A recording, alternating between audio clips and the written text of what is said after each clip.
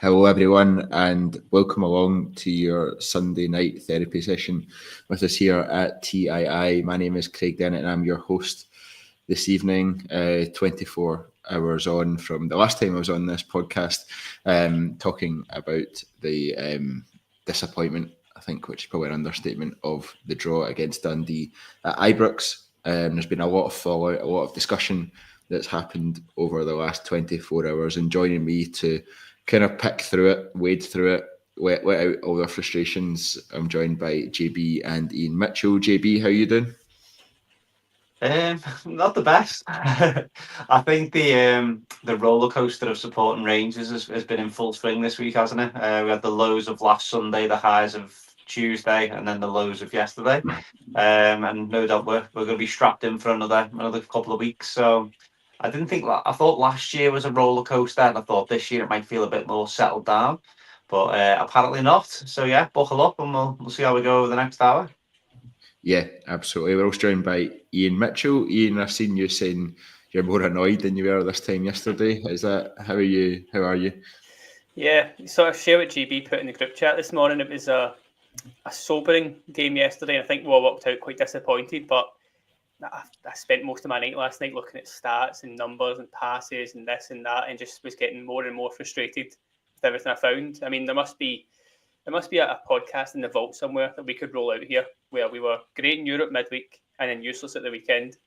But yesterday was just a next level thing for me. I think because we were also thought of, well, at least Russell Martin will do better in the league for us. It's what we could have been crying out for style-wise, but as we'll obviously come on to, not quite the case. So yeah, quite a lot to chew through, sadly.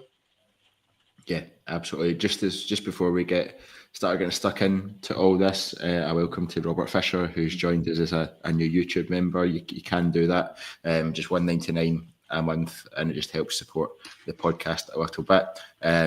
Also helps support the podcast just by purely subscribing to the podcast, whether that's on YouTube or on our Spotify or Apple Music channels. Means you won't miss out on any of the content, and also helps us massively as well. But JB, I can sense the frustration through the screen from yourself. You're normally quite a level, kind of balanced kind of guy, but I can sense you're annoyed. We're obviously, as I said, 24 hours after it. How are you feeling straight after the game versus how are you feeling today or now?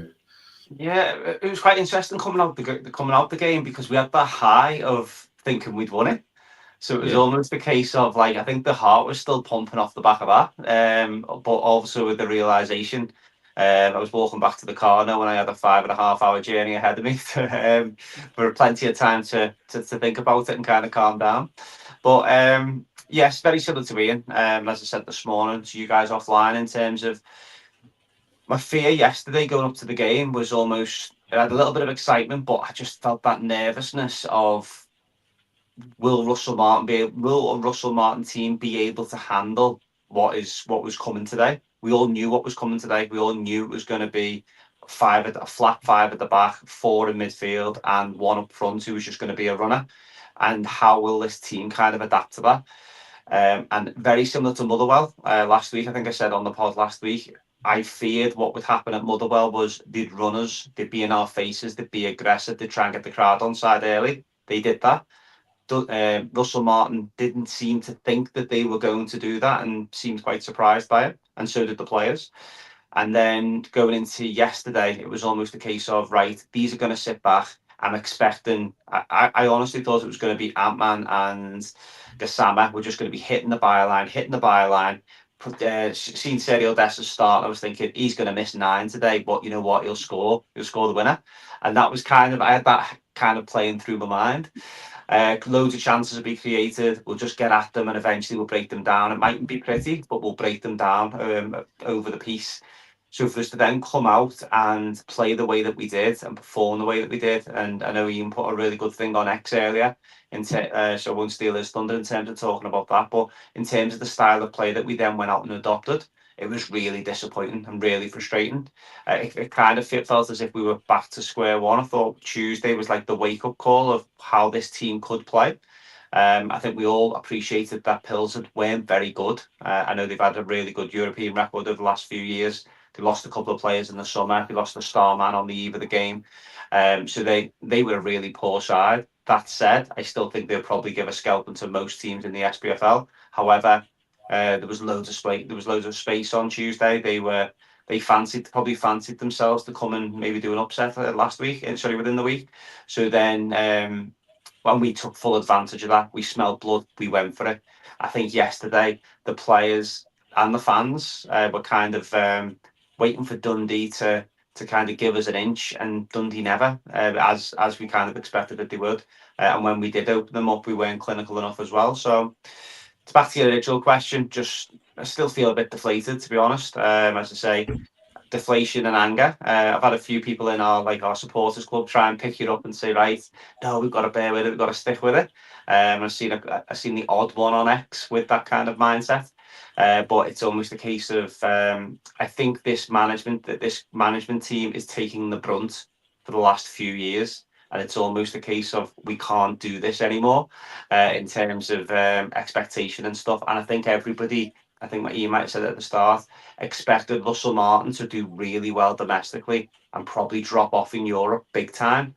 It's stayed to form with different players. So there's room for improvement. Let's put it under that category. So yes, I think that's very fair.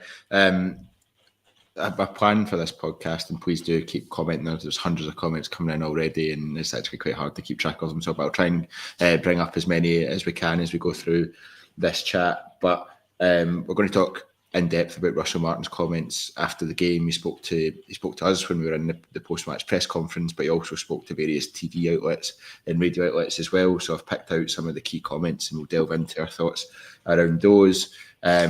We'll chat about Cyril Desser's comments as well on the style of play and what we need to do better. John Suter might well come up a few times as we go through this podcast. Chris Boyd made some interesting comments today, which we can see if the guys agree with, around Rangers haven't really upgraded any position. There's also discussion today from reliable sources that Nobel Mendy, the 20-year-old centre-half from Real Betis, is chosen Rangers, and it's just working through the final parts of that. And then obviously looking ahead to that second Victoria Plzen leg as well. Ian, I think one of the most frustrating things so far is that we've faced Motherwell and Dundee, two teams who faltered in the League Cup group stages against lower league opposition, and actually it feels like we're quite lucky to have come away with 2 points from those two games. The frustration from my side, I think, was that okay, we should beat these teams, we've got better players, and even if we're just finding a way to win, we still need to find that way to win, and we're not doing that at this moment in time. No, and it's to the poorest sides in the league, like it's bottom half teams at least, without their main men. You know, Lennon Miller wasn't playing, Simon Burry wasn't playing for Dundee yesterday, so they were missing players. They've both got new managers who are both trying different styles maybe to what they've seen before, so there's absolutely zero excuse. Like, yes, we're a work in progress, yes, we've got a couple of injuries, but a Rangers B team would have put on a better performance than we did yesterday. Like, it's just so lazy, so slow.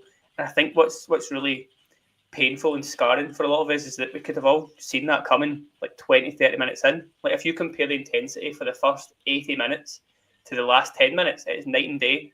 And why does it take them so long, so often to wake up? And like, there was 7 minutes added. We probably had our best chances in those 7 minutes, whether it was obviously the penalty, the offside goal, the Gassama shot just after the penalty goes in. Like, if you start peppering teams and attacking full on, you create chances. It's really not rocket science, but we spend so much of the game, and again, we've touched on it already. Suter has 100 plus passes, Jigga's got 100 plus passes, Rothwell was up there, the fullbacks are up there. The two guys in midfield who should be creating things got 20 odd. The wingers touch the ball maybe 30-40 times. Like, that's not what a team at our level should be doing. It should be like, get the ball out, give it to the wingers and go for it, and it just didn't happen at all. And you know, there's so many different points of failure individually, especially for their goal. Like, I think I saw people kind of blaming Russell Martin for their goal and the set piece thing. That's just individual, like, taking accountability. Like, there is 30 seconds or so between that free kick getting awarded, those 3 6'3" Dundee players go to the back post, 20-30 seconds passes, and there's a couple of pointing, a little bit of look at them. No one does anything. Like, we all know where the ball's going. It's not like a clever free kick. It's just lump it to the back post of the big guy and then win the second ball. And how often do we see Rangers concede that same type of goal?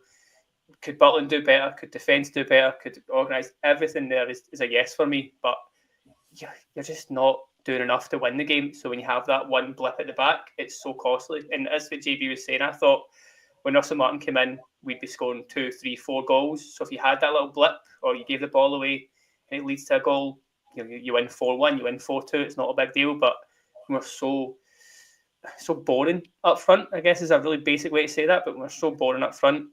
You don't create the chances. It's not as if it was on Dessers yesterday either, and it's just a really, really bleak picture, especially for how good midweek was, and we all thought, like, this is it, it's clicking, it's starting to go somewhere. Right back at square one. That's what it always tends to be. Yeah, I think so much of it is down to, and we'll go into this within Russell Martin's comments that here, but so much for me is down to how slowly we're moving the ball. Against the way Dundee were set up, they were so compact, they were so tight from defence to midfield to striker. They were so tight and well drilled amongst those lines, and all they were was organised. Really, that's all they had. Yeah. That's all they were, and that's all they had to be. And we were so slow in moving the ball, and my frustration with John Souttar is off the scale at this moment in time, to be honest, because every time the ball went through him, every single time we went to reset. But he then slowed the game down so much they allowed Dundee to reset and get back into their position, which meant that we were, it's just a John Souttar. See what was killing me on that, especially, like, sorry to jump in, but the amount of times that Souttar, we had to pass on to Jeffrey or a pass forward, maybe like to your Camerons or Rothwell, and we just take a touch, then pass. Like, Jeffrey hasn't moved. It's just, as you say, it's let the Dundee guys see what's coming. I think I said yesterday, like, John Souttar would go to play a pass to Jeffrey, but instead of just playing the pass to Jeffrey, he'd take 5 steps towards Jeffrey and then pass it to him. And then all the Dundee team are already on him, and it's like, what are you doing? Just pass it. And we yesterday, what I noticed as well is that we went from, and quite a lot of the games so far, when we've been passing, whether it's along the back, whether it's going out wide, we'd miss out a man or two, and we'd play a longer pass and it'd move us up the park quicker. Yesterday, it was no responsibility was being taken. It was literally passing to the man next to you that's 3 yards away, and then they're in the same position that you're in.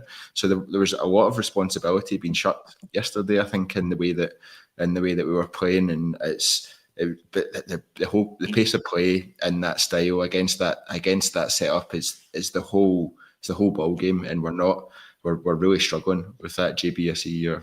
Yeah, no, there was one yesterday. I think it was just prior to them scoring, where their fullback who didn't get forward off and did get forward. The ball went out to play for a Rangers goal kick, and one of the Dundee players was down after a collision. Anyway, Butland's got the ball. He's passed it out to Souttar. I kid you not, by the time Souttar had released the ball, the boy that was over the advertising boards behind the goal was on the halfway line, and the game wasn't stopped. It was almost as if it was like sportsmanship. Right, let's wait till they're all set, lads, and then we'll give it a whirl. And John Souttar, honestly, I think I called it out in the early pods that he was giving me the fear.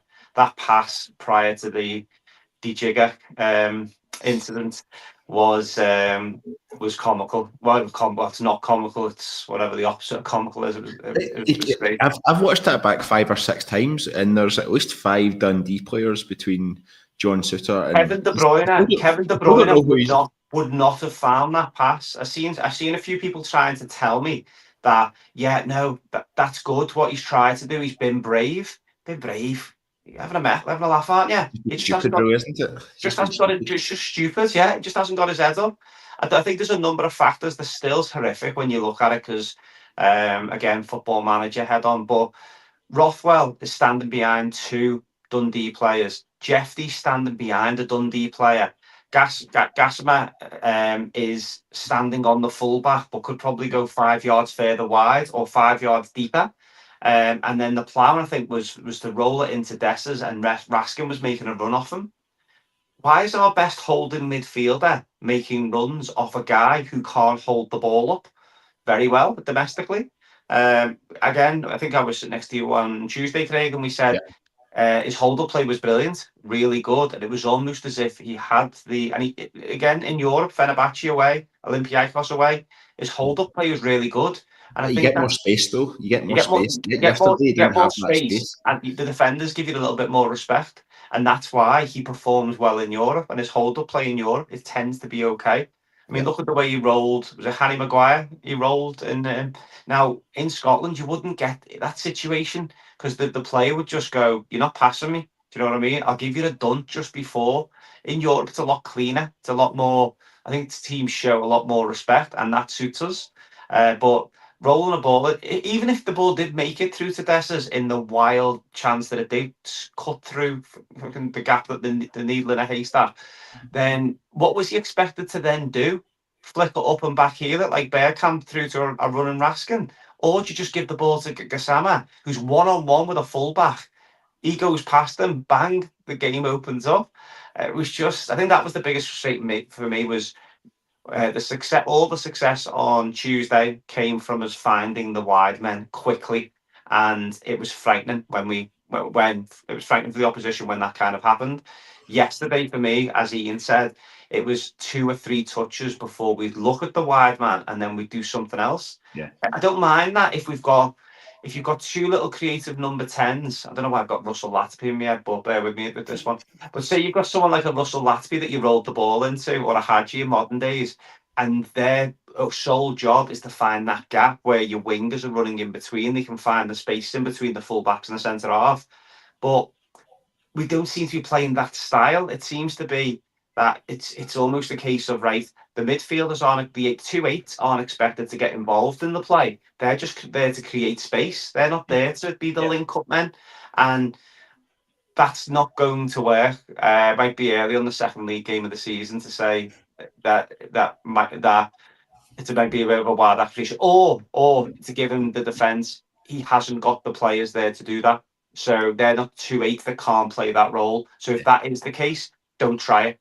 Just keep going wide for now. Now maybe once Asgard's back in, maybe once another player who we might be looking at might be in there. Maybe Mikey Moore might slip into that role. Then all of a sudden they can take the ball, they can take it on the turn and stuff.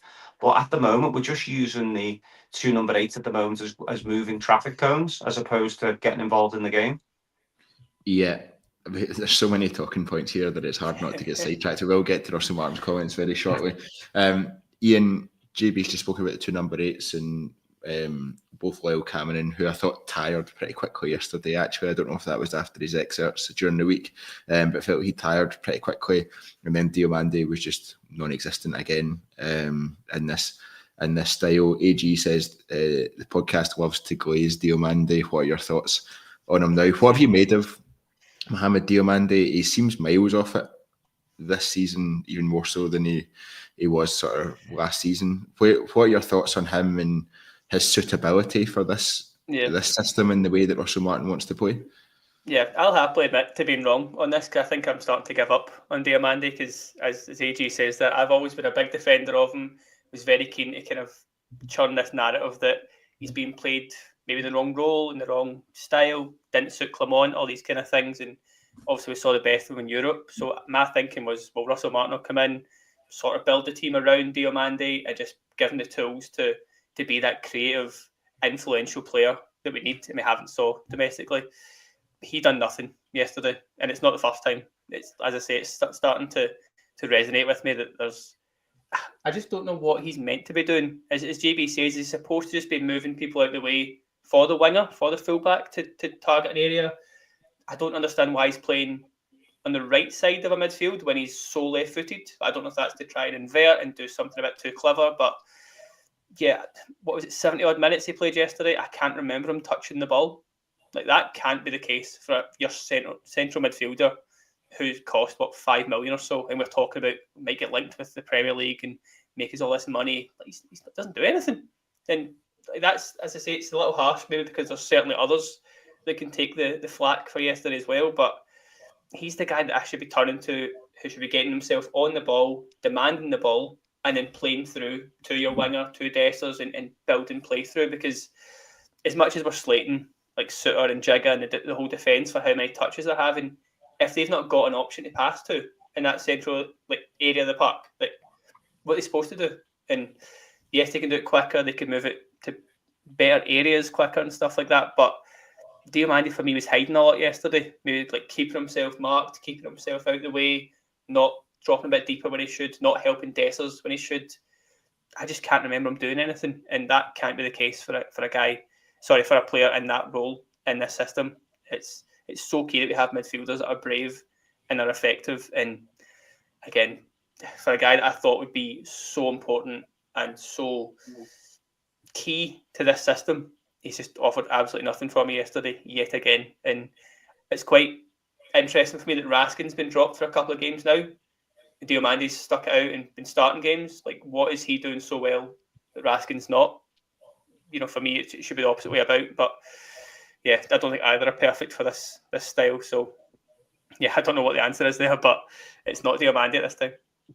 Yeah, JB, some comments I'm going to bring in here and then just get your view on Mohamed Diomande as well. Luke Gibson 97 says Diomande hasn't a clue on his own best position. He's inconsistent at 8 and inconsistent at 10. Steve G says Diomande wide right is pointless. I don't think most players know what they're meant to be doing. Cubby Cubster, Dio can play, but can he play in this Martin style team? And Tommy's Cardigan saying his best attribute is his stamina, but he doesn't have tenacity, aggression, not a goal scorer, not hitting amazing passing stats either.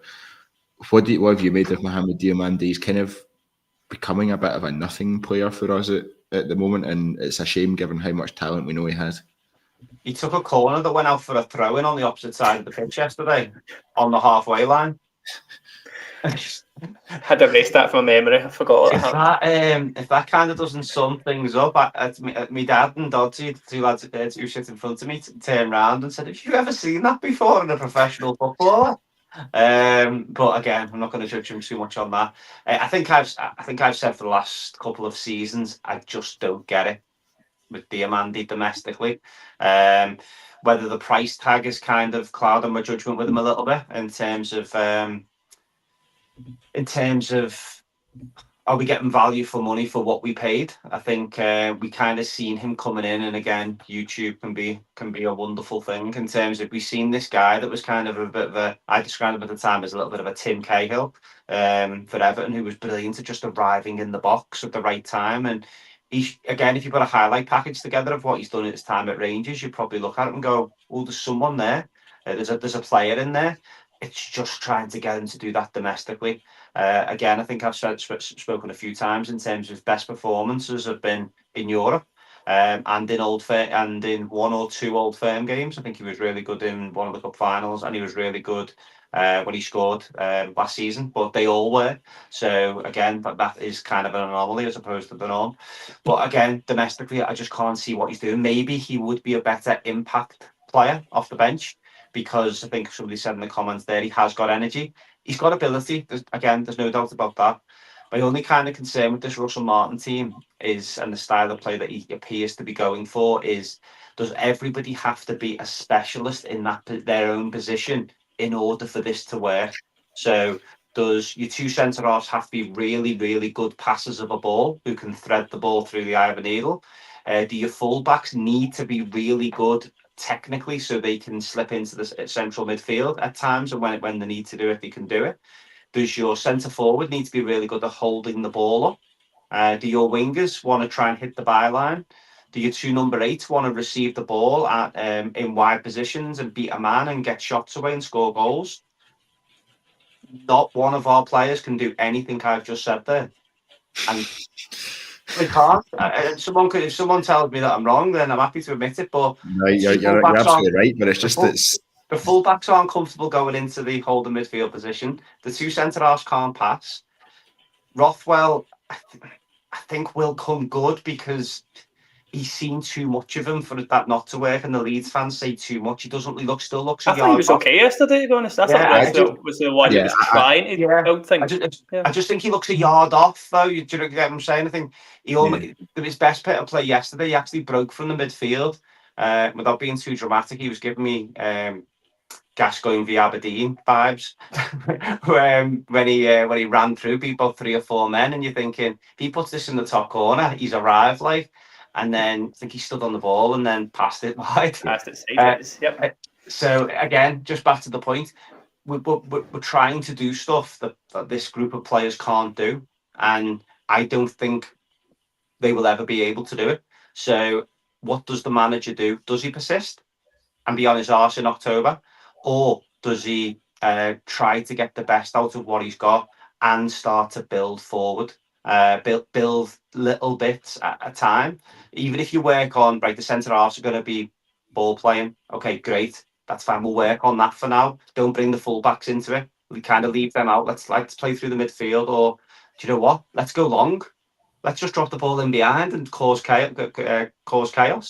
We tried that though, didn't we? We tried that. When did we try that? It was just after Dundee scored, and then we immediately just played the long ball over the top to try and get try and do something. But again, this isn't that man though. But again, we haven't got the personnel to do that. I mean, could you fast forward a couple of weeks and then you've got Asgard in one of the 8. You've got Egerman as your 9. You've then got the wingers are another couple of weeks under the belt in terms of understanding things. Again, that's hopeful. But the here and now, as I say, I think it's disappointing. What about Russell Martin's comments? Yeah, let's go into Russell Martin's comments. So we kind of covered the first couple that I was going to, but I'll say them anyway, just because it gives context, I guess, to the rest of them. Ian, you can give your thoughts after these two. He said, we lacked aggression with the ball, we lacked a bit of speed, and lacked aggression without the ball as well, until we went down to 10 men. We lacked aggression in big moments, set plays especially, which is disappointing because we've done a lot of work on them and defended them really well on Tuesday. It's disappointing and frustrating. There was a lethargy in the first half. We're learning so much about the guys. They're learning so much on the pitch as well about what's important. Today was a completely different challenge to Tuesday. The ball has to travel really, really quickly, and it didn't. We'll learn from it. It's still early on. It's a long season. He's used the word learn quite a lot so far in press conferences, and it's not. This isn't the only game that he said that. He said it probably after every single game. He keeps talking about it being a long season. What's your reaction to those comments? I don't love them. It's one of these things we've heard for so many years now of all these different managers, that we will learn, we're disappointed, and we'll go and work hard and try to get, like, you need to win ugly. See if the style isn't perfect, if the individuals aren't perfect for the roles, you're still playing Dundee at home. Like, with all due respect to Dundee, been lambasted as the worst team in the league, Stephen Presley's a joke appointment, all this stuff. They're without their main striker. We still can't get the job done. Like, it's not good enough. You can't be learning on the job like this, because we're already 4 points behind Celtic now. That's a bit of a mountain to climb 2 games in. Like, let's not kid ourselves. That's going to be tough to claw back straight away. There's now massive pressure on this Old Firm game that's almost a must-win, and you're talking the end of August having a must-win league game. Like, that's so bad. But it always seems to be that way, though, doesn't it? We always seem to be behind the 8 ball by the time it gets to the first Old Firm game, and you're only 4 or 5 games in, and it's almost becomes a season-defining game, because if you win it, then you're back in it. It's pretty much level by that point.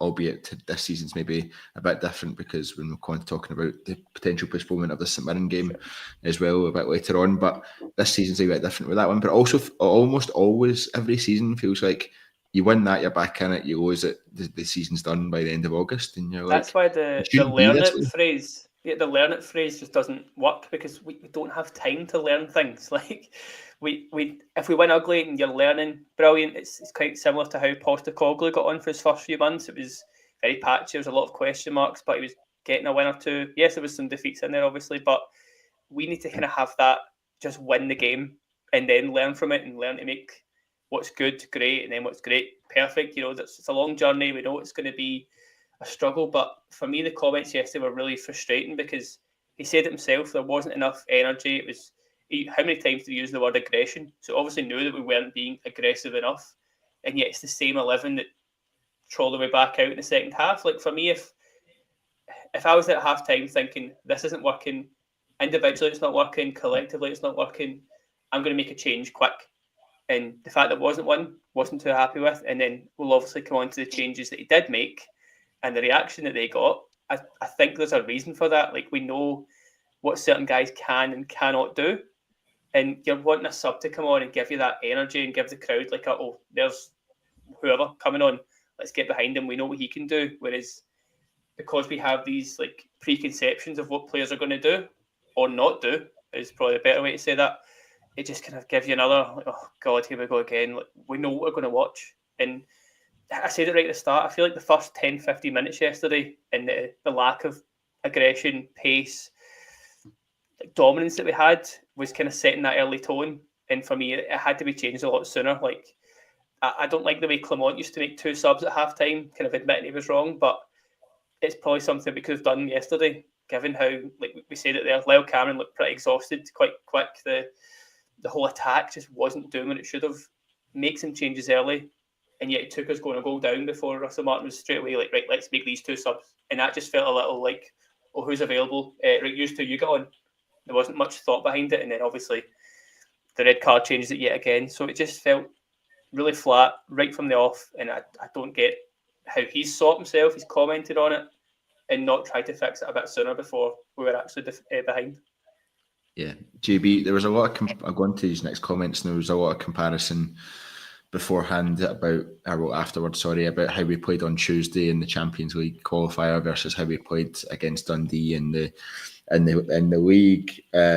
He got asked around the narrative that's been around for a few years now around we raise our game for Europe, but then it just drops completely for domestic games. He said, I've not been here for very long, but I've been told the narrative. It's been around for quite some time, so it's about changing habits, and we will. We didn't do it enough today. Dundee were so well organised. We have to do way more to disrupt them and break them down. There's a lot in here and a lot in these comments about Russell Martin talking about culture change and talking about it's not as simple as clicking your fingers and that's it done. It's going to take time. It's going to be a while to do that. It's all well and good saying yes, you know that narrative's there, but what are you doing to change it? I think is my question. And based on yesterday, I wasn't seeing very much. Yeah, I think the problem he used his losing his shit wild card the week before. Yeah. So coming out and doing the same again would have just made him look stupid. So it wouldn't surprise me if the interviews that he did yesterday were just to try and save face for the dressing room and his coaching staff and everything. Because if he comes out and says the players didn't move the ball quick enough, I kept telling them to and they didn't do it, they're not listening to you, mate. Do you know what I mean? Then all of a sudden it then paints a very different narrative.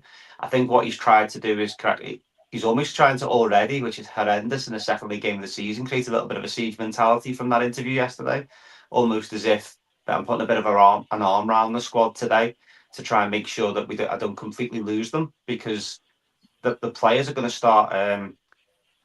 start disbelieving in terms of what he's getting them to do. Yesterday, we got dragged back into that game by just rawness, by Gassama not doing the norm and literally just picking the ball. Give me the ball. I'm going to run at these. There was a really good scene. I think it was about the 92nd, 93rd minute, where Gassama and Antman, who covered a hell of a lot of ground Tuesday and covered a hell of a lot of ground yesterday, the pair of them were battling like dogs on the left wing. Yep. They give the ball away a couple of times. They won it back. They just kept driving. The pair of them were driving like to use Russell Martin's phrase, beasts, which I don't like to associate us with. But there you go. Leave that for the other side of the city. But I think in terms of the them two kind of just showing that real I want this. Do you know what I mean? And they just really never. The rest of the team kind of didn't have that bit between the teeth. And you could almost argue the guys who've been round the block a few times, other than maybe James Tavernier and Nico Raskin, I think them two did perform well when they come on. Albeit, I think Raskin has now got himself into a little bit of a habit of running into blind alleys, just because he's that determined. He's got that much energy. He's that much wanting to make a difference. But because that's not his game, he's kind of just fully focused on just driving forward. But I think them two, the two wingers, kind of showed that there is a little bit of hope there. And when we did start to create stuff, it was on the back of them two taking the initiative. And we don't want to, again, there was moments last season where we were just waiting on somebody to do something. I was hoping under Russell Martin it was going to be boring at times, but then it would just go bang, there you go. Okay, we just done, there was one of the goals, was it in pre-season or was it against Panathinaikos? It was like 30 passes, and then it was almost like bang, we're in on goal. It was, and it's like, oh, okay, that's how this is going to work. That's going to take a bit of getting used to, but I'll take it when it comes. There was space to do that, whereas there was no space yesterday. So yeah, that's he's going to have to. He's going to have to. He's going to have to be careful in his comments. I think the whole social media thing. He said it 3 or 4 times now. I'm not on social media. All right, you've told us, mate. No one cares what Twitter apps you're flicking. It's still fan opinion, albeit we know that social media can be a microcosm of a very small percentage of fans. It's still fan opinion at the end of the day. And it's a toxic place. I mean, I don't know if anyone have watched the Inside Arsenal. I don't know if that's what it was called, the Arsenal show, but they actually had a social media manager who actually reported into the communications team along with Mikel Arteta once a week and kind of said, oh, this is the noise, this is the narrative. And I remember Arteta disagreeing with it a few times. But it was almost a case of, if there's noise out there, I'm not saying you should play to the gallery because that's dangerous, but certain individuals who we might get onto is the manager's comments on just shouldn't be anywhere near a Rangers shirt, and that was kind of demonstrated in Motherwell away. I think, and again, I'll jump ahead, Craig, in terms of the Kieran Dowell stuff. The Rangers fans weren't necessarily booing Kieran Dowell because we were booing the decision for him to come on. Do you know what I mean? And I felt so sorry for Kieran Dowell yesterday. I personally didn't boo yesterday because I just thought, shit, it's not going to help. I thought he did okay when he came on. He gave a bit. He did more than Diomande did, to be honest. Yeah, booing at the end of a game, I kind of get, because it's like that's real frustration, and that's the last thing you want the players hearing as they go off the pitch. If they've done well, they get the applause and they get everything else that goes with that. But if they haven't played well, then they need to know what the standard is. But in terms of Kieran Dowell, when he come on yesterday, I thought he done okay. But I don't know whether that's just because I'm drawn, because he's that bad that anything he does looks okay. Like, he fizzed the ball into, was it Danilo or Dessers late on? We thought he was going one way and he fizzed it in, but it was like he made a 10-yard pass to feet. Do you know, like, albeit it was quite spectacular the way that he done it, but it kind of didn't lead anywhere. He didn't hide. I mean, against Motherwell, I thought he was standing behind defenders all the time with his little hand up in the air saying, I'm here. But whereas yesterday he was kind of sprinting into space and stuff. So I kind of get that. But again, the manager's come out and as I said earlier, put the arm around the squad a little bit. He's put his arm around Kieran Dowell. By all accounts, he's a great lad in training. Do you know what I mean? The tea ladies and the girls and the cleaners and that love him. He's a brilliant boy. Nice boys don't win trophies. Do you know what I mean? And I think it's he kind of sums up our start to the season, Kieran Dowell, in terms of just so frustrating, and it starts to create more questions than answers. Yeah, I think that's very fair.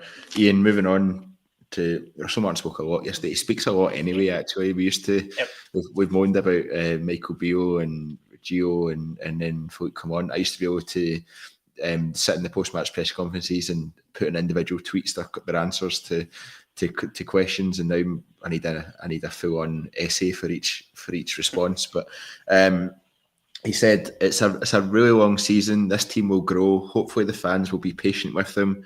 It's the highs and lows of this football club, but we'll be really consistent with the guys and what we're telling them. It's early on. I'm really pleased we didn't get beat. We're learning all the time and where we can improve. There looks as though there's tension in some of the players. We should have moved the ball quicker in the first 60 minutes. I said there might be a bit of pain at times. Every club I've been at, there's a bit of pain. When you get through that pain, it's so worth it. I don't think I expected anything less coming in here. That it's not going to be a quick fix. There's a lot in there for that. What's your reaction to that part of his sort of post-match interview? There's a lot in there, but there's that one statement that everyone kind of clings on to and noticed. It's that really pleased we didn't get beat thing, and he's just made it his little throwaway comment. I get it. He's just sort of said a quick thing, just obviously a microphone in your face, camera in your face. You're just kind of talking, and you can imagine how angry we were. I'm sure Russell Martin was the exact same yesterday, with what he probably sees in training is night and day to what he's then seen on the pitch. Like, that must be so frustrating. And again, touched on Dill. I'm sure he's not the only one that's a superstar in training. Great guy, good for a night out, whatever. If you can't play well at Ibrox, doesn't matter. And that's what I mean. That's what will really annoy Russell Martin. And that comment, I think the mood that we were all in yesterday, that was the last thing we wanted to see, because it was that, and then it was the report of what he said about Dowell, just back to back. I was like, no, my phone's going out the window here. I can't go on social media anymore because this is just triggering me. But it's not a good look, is it? You draw at Dundee and he's delighted.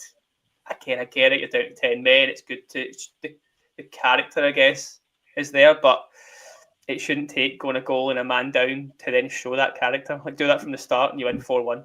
Like, it's that easy. So yeah, I think there's a few things he said yesterday. He probably woke up this morning thinking, that was maybe not the cleverest thing to say. But like you say, he says that much that you're going to dissect every single word and every single comment that gets flung in there. So yeah, I mean, on the basis of that, he is right.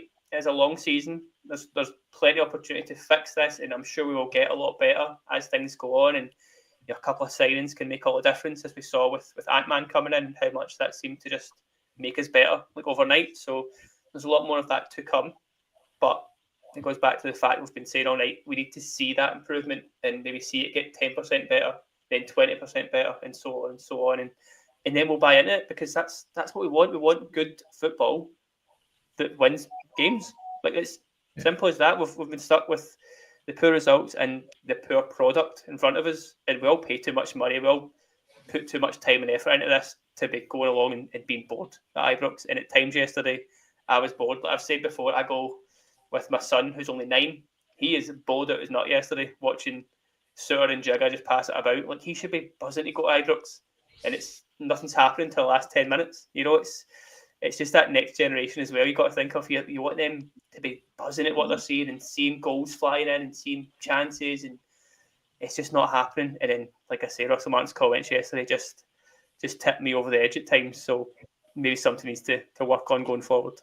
Yeah, JB, I think it's 2 draws, right? I think if you draw once in August and you draw once in December and you win all the other games in between, then you're not really too annoyed. I think there's also been comparisons made to at Southampton, Russell Martin. I think they had a horrible first 8 games and then it clicked and they went on a 25-game winning run, effectively.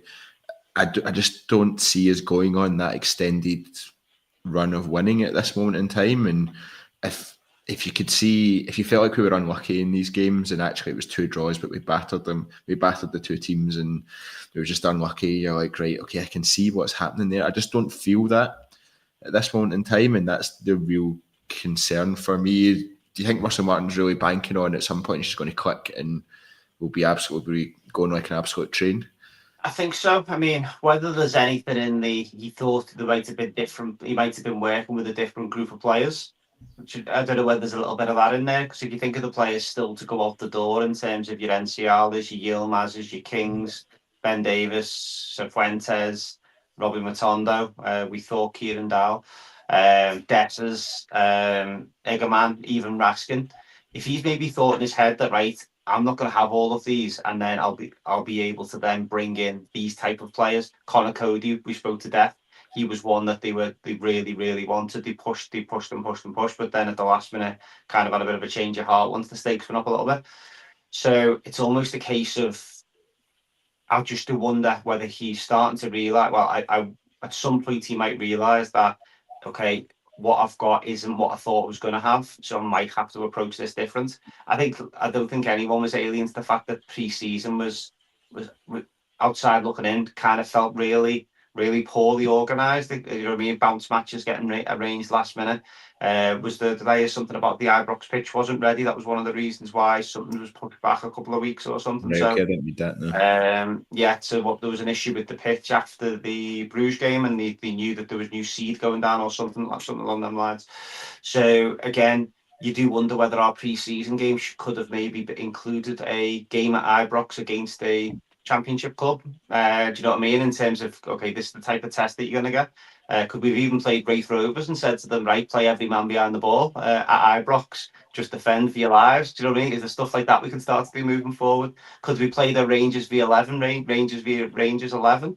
Obviously, we haven't got the players we did on the Nike day, the Nike launch day with the home and away strips all them years ago. But again, could we have done something like that and then said, right, we just want you lot to just defend for your lives and play 5-4-1 and see what happens?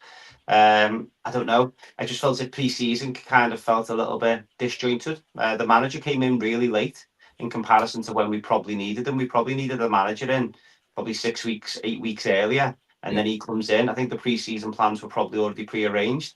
And therefore it was kind of, we ran with what we had penciled in.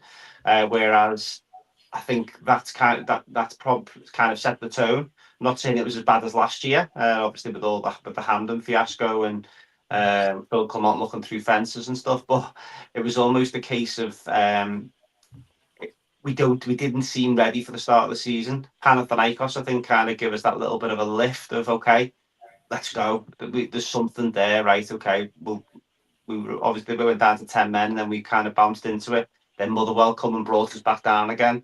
And then I said the biggest frustration for me was Tuesday.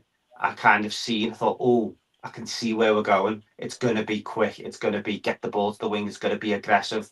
We're going to pass. We're going to move. We're going to try and get behind at every opportunity.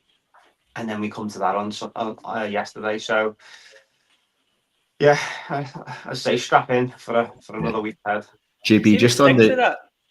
Sorry again, jumping in, but surely if we saw that on Tuesday, it's even more that the players would have saw that and felt that on Tuesday and thought, oh, this, if we do what he says, this could be magic, this could be brilliant, it could be blowing teams away. And yet they then turn up yesterday and put in that effort, that like aggression.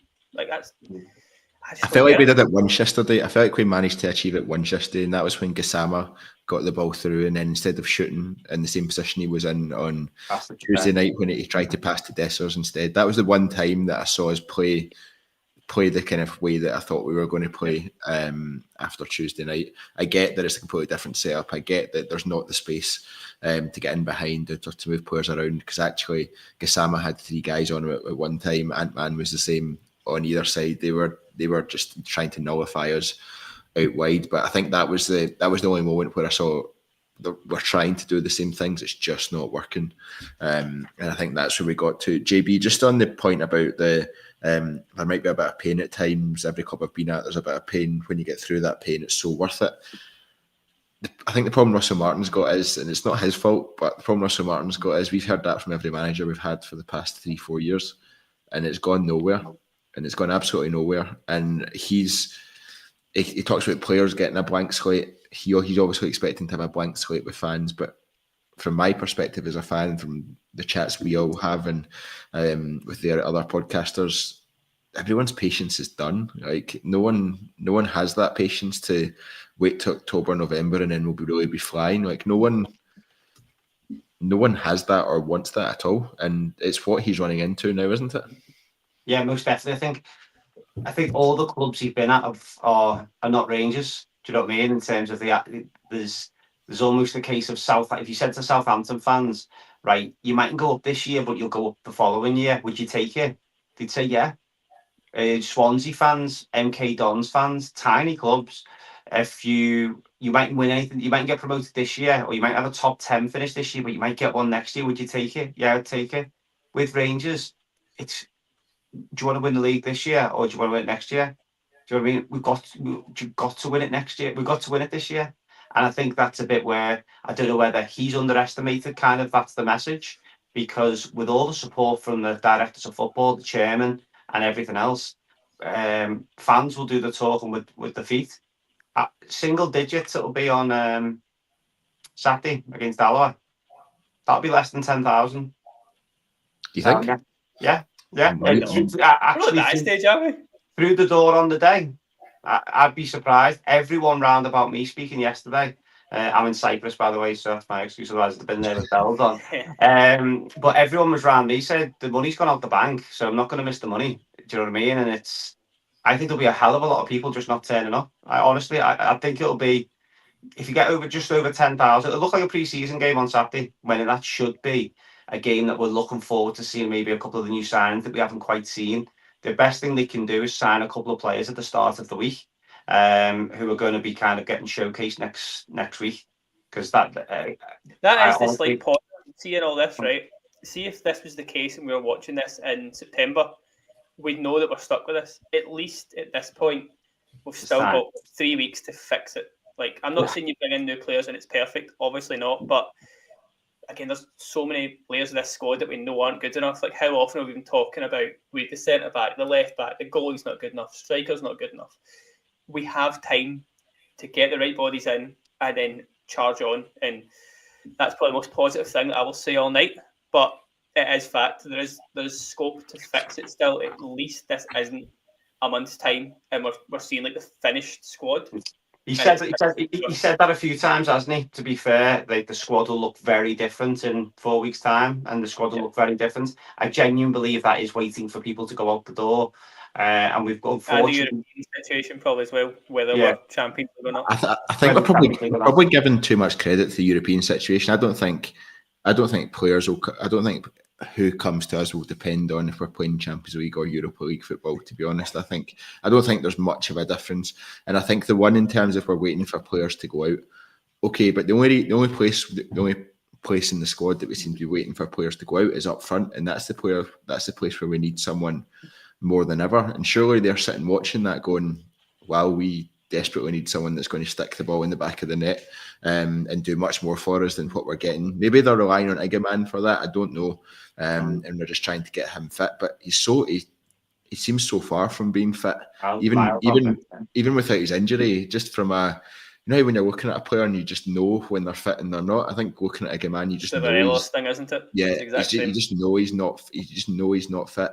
So if there's, given the fact that we're not in the financial situation that we have been in previous years, where one out, one in would be an understandable policy, you're like, just take the hit on that one extra striker till January.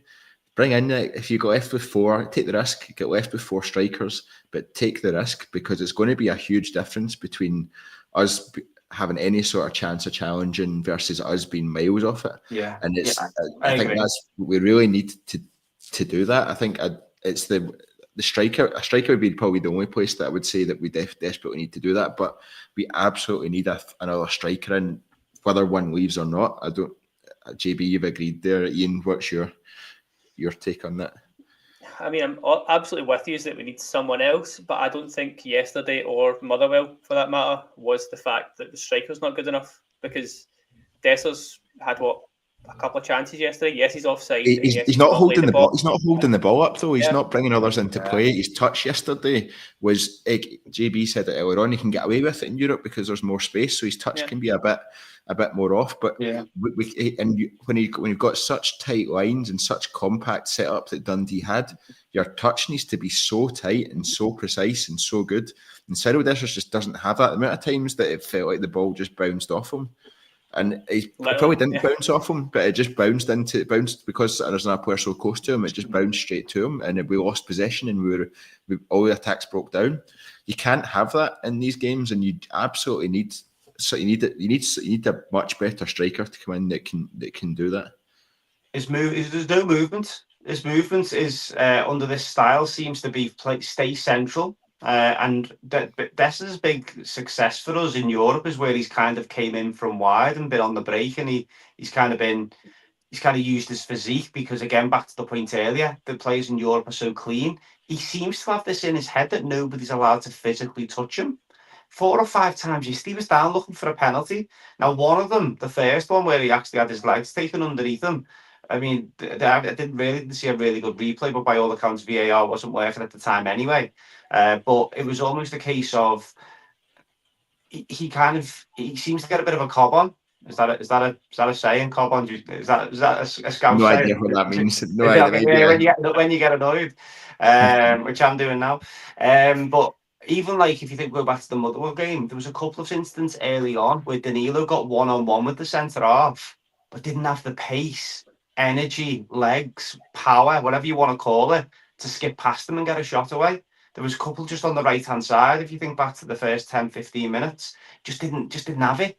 We need someone that we can roll that ball up to at times, and they can just do a little bit of magic, boom, bang, powerful. Like, I'm not saying like a Jermaine Defoe, because I think he was kind of a generational striker. But if you think about what we've seen from the likes of Terjman, from what we've seen on, again, the YouTube can be great, but the clips of him, he seems to be someone that you roll the ball up to.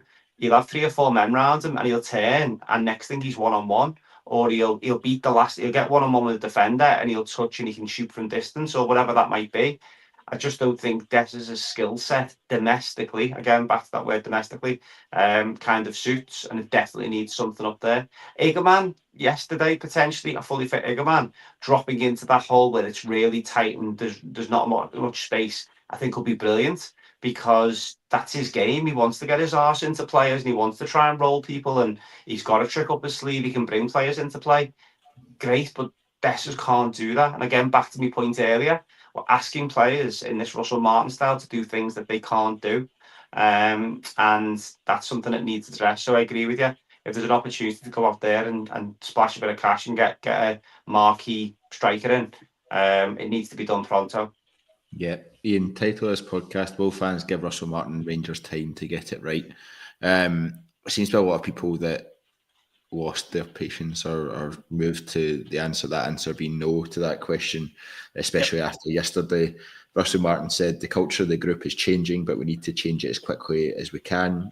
It's not a quick fix. We've changed manager every year at this club, but changing culture and process is what will move us forward. I tend to agree with that, to be honest, and I am still very much in the I'll give him time, I'll give him the chance, because we've got new ownership, we've got a new senior leadership team within the club, we've got new manager and coaching team, we've got new players coming in, we've got Kevin Thelwell and Dan Purdy in there as well. It's a lot to get right, and the fact that Russell Martin was only appointed 6 weeks ago, that's a hell of a lot to try and get right in that short space of time. So I don't think I'm very much of the idea that it will be given time, and I think the new owners will probably ignore the noise, if I'm honest, and just stick to what their initial plan is. They might hold their hands up at some point and go, right, we've been wrong, but I think they'll stick to that and ignore the noise. How are you on board because of that changing culture part of it? Yeah, I think we need to be, because this is a massive change of style for a bulk of a squad who have been together for years under different managers, different styles, but never this specific way of playing, and this bravery and this aggression that Russell Martin keeps saying. And we're saying it all right. The squad isn't built for this. I don't think that's Russell Martin's fault. I think we could have done more to help him, whether that was get Igaman out early doors, get Raskin out when the rumours were rife, because suddenly those values are depreciating, and then we're just sitting not using them or bringing them off the bench. So we need to do more to help Russell Martin, I think, because we've picked him as the guy. He needs at least this season for me. Like, again, that obviously comes with that caveat that if we have a Queen's Park type result and we drop third, fourth in the league kind of thing, these sort of things happen longer term, then that'll change rapidly, quite rightly.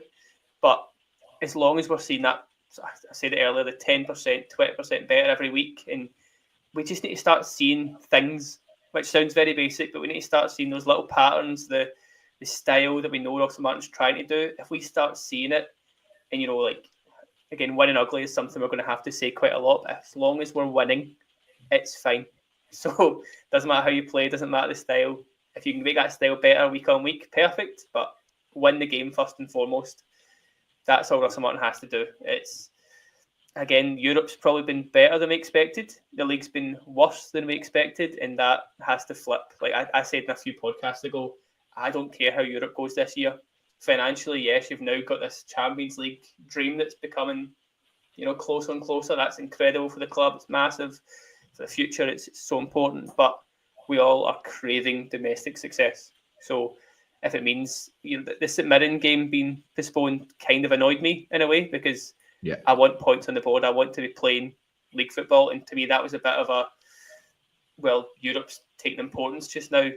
That can't be the case. And I get why we're doing it. I understand it. It's avoiding injuries, a bit more training time. But maybe not a bad thing as well, given how we've been playing. It's maybe not the worst thing in the world. Going to St Mirren's been a tough place for us for quite a few seasons now. So it's maybe not the worst thing in the world. But if you look at the bigger picture of potential points behind Celtic by the time we go into the Old Firm and after the Old Firm. That's when it becomes a bit of we should really be playing that game. But given how the team is performing, I don't necessarily think it's the worst decision in the world at this stage just to buy us some more time. JB, where's your view on the will fans give Russell Martin and Rangers time to get right? Firstly, on the overall picture of how you view where fan opinion is, and secondly on where's your opinion? Yeah, get him out, Sharon. No, no, joke aside. I think the fans that didn't want Russell Martin are extremely vocal. Do you know what I mean? They didn't want him. They didn't want his playing style. They didn't want his flashy lines. The fact he's not wearing a suit. All of these things are kind of coming to a perfect storm at the moment for that side. And I appreciate people's different opinions. I think the appointment did split fans. The last few appointments, you could argue, never. I'd probably say it was like an 80-20 swing. Probably Clement and Muscat was probably 50-50, but once it was announced, it was like, okay. Beale, I think most people were on board because we were sold the dream that he was the brains behind the operation. Gerrard, I think everyone was just anyone but Pedro. All matey. And then Van Bronk was kind of ticked all the boxes, and you thought, yeah, he'll get it. But again, didn't understand domestically, which still gives me the fear. And then with Russell Martin, I think it's literally a 50-50 split when he was appointed. I think now the 50% that said didn't want him are kind of adamant he's get him out. I genuinely think there's a hell of a lot of people in that space already. They're having that told you so moment, aren't they? Like, yeah. I see, I know this is coming. Which is always there. I think the other 50%, and I'm in there, is almost a case of we've got what we've got for the next few weeks.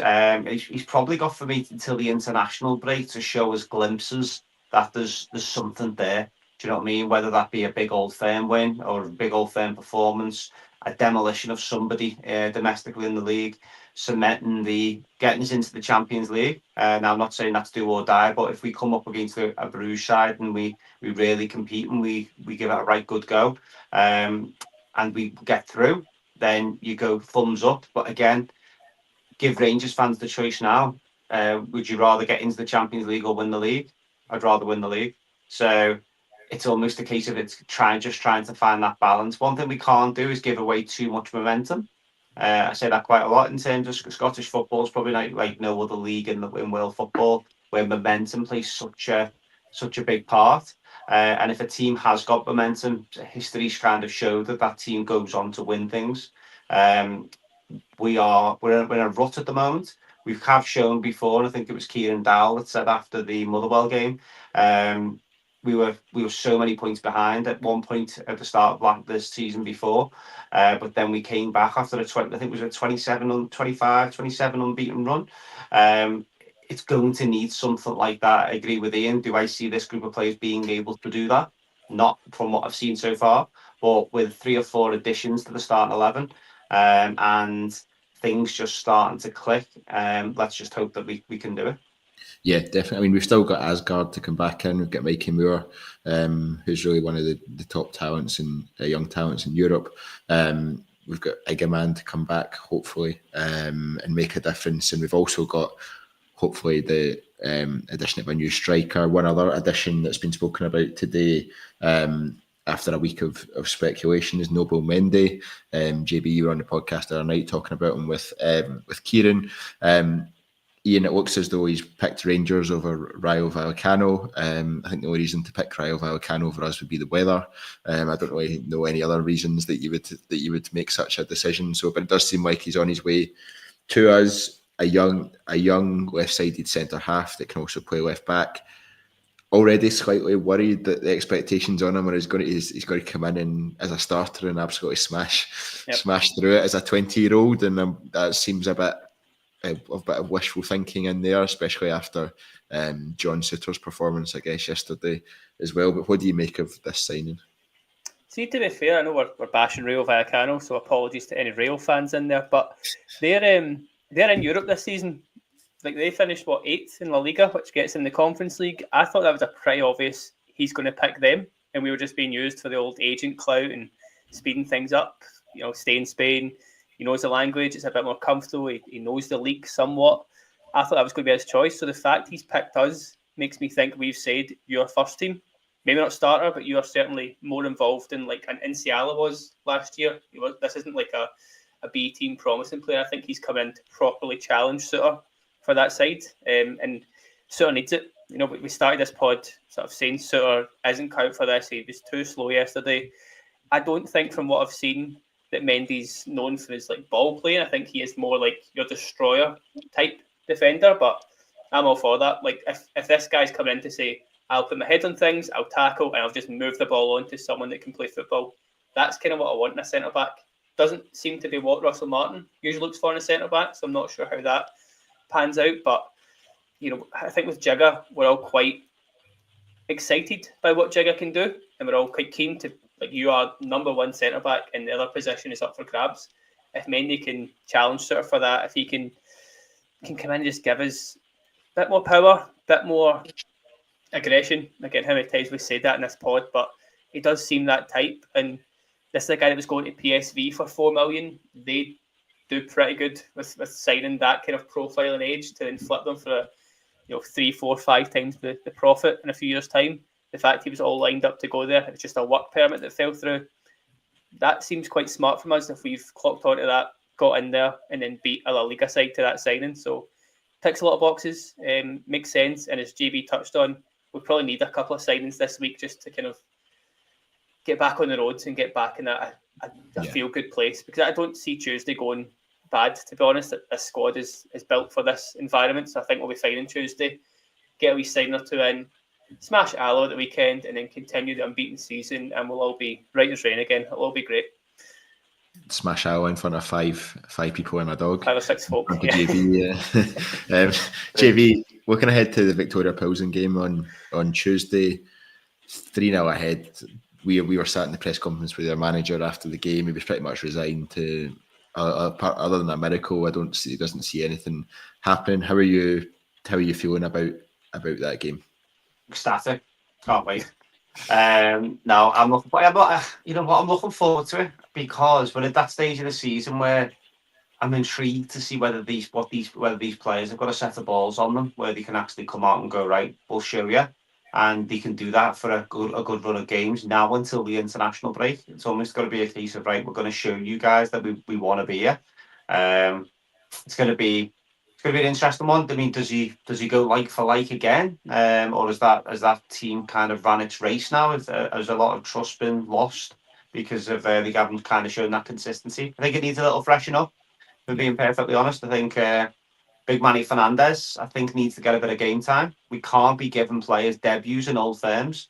Do you know what I mean? That's kind of not an option. So I think we go in a way that, albeit it probably won't be, you can't compare that to an old firm. There's not many things you can compare it to, but I think this player's going to need some form of minutes.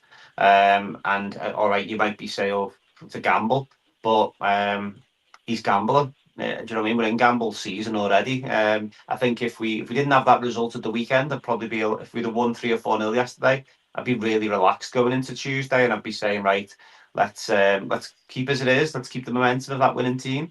But I don't think there's anyone who played yesterday other than your 2 wingers that deserves a start on Tuesday. They're playing out of necessity as opposed to they deserve the shirt. So no, looking forward to see what the start 11 is.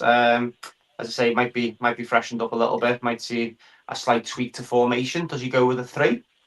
Does he go with a 3 at the back to maybe try and get Tavernier back into the team? And then, I mean, a quick mention for Tavernier, as much, and I've been his biggest critic. Fair play to the lads coming on yesterday. It was so easy for them to pass that ball to Dessers and say, on you go, you took the penalty the other day, you take it. Do you know what I mean? For him to step up and take that penalty the way that he did was like, fair play to you, mate. You know, like, his character's been questioned a hell of a lot, including myself. I still don't think he should be anywhere near our strongest start 11, because I think we need to move on. But does he come back into a little bit more of a back 3 and we try and go a little bit solid? Because there's going to be times in Europe, whether it be in the Europa League or whether it be in the Champions League, where we're going to have to go to a 3 and be stubborn and be nasty and be horrible. Well, we've got a bit of a chance to do that on Tuesday. And if it's not working, then we know we've got options to be able to mix it up with your 2 wide man or whatever. So yeah, looking forward to it.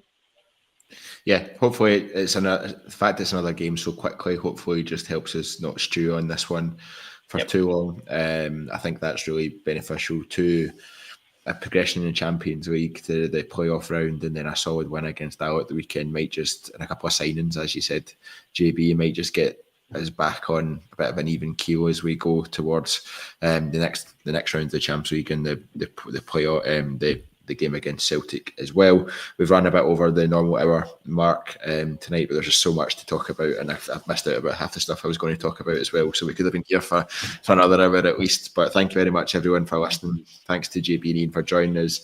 About half, I can almost guarantee that about half of people watching just now, listening just now, haven't subscribed to us. So please make sure you do. It means you won't miss out on any of our content coming up, and means that it helps us out massively as well. But thank you very much, everyone, for listening. Thank you very much for watching. Until next time,